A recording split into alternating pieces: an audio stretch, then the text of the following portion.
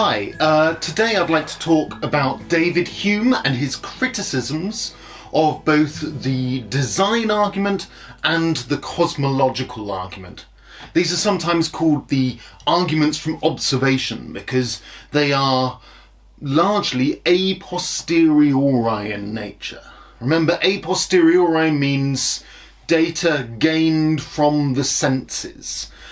And these arguments were all the rage when Hume was writing. He was writing in the 18th century, so the 1700s. He was Scottish, lived in Edinburgh most of his life, and was a great public intellectual of the day. He would mix with other great intellectuals like Jean-Jacques Rousseau. Once he actually rescued Rousseau from a much less liberal France before they fell out for essentially Hume rescuing him. But one of the great contributions to philosophical thought that David Hume had was that he was one of the great empiricists.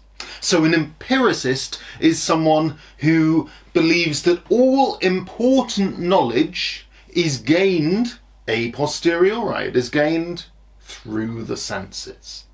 And so Hume built up a whole system of belief based upon that idea, that we only gain important knowledge through the senses. Hume then, when he comes to criticize the arguments for the existence of God, comes at it, and you'll need to remember this, from an empiricist perspective. Of course, it was really dangerous for him to talk about the existence of God in a negative way in the time.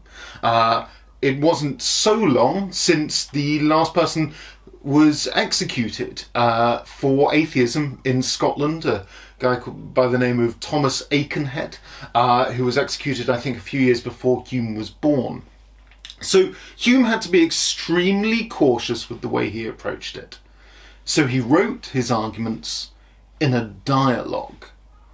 This is how he came up with the book, A Dialogue Concerning Natural Religion. In it there are three characters: Cleanthes, Demea, and Philo. Cleanthes and Demea produce different arguments for the existence of God, and Philo plays the role of a skeptic. Now, Cleanthes produces a design argument for the existence of God. Demea produces a cosmological argument for the existence of God. I think it would be a good idea actually if we start with those. So let's just talk about what they are before we look at Hume's criticisms of them.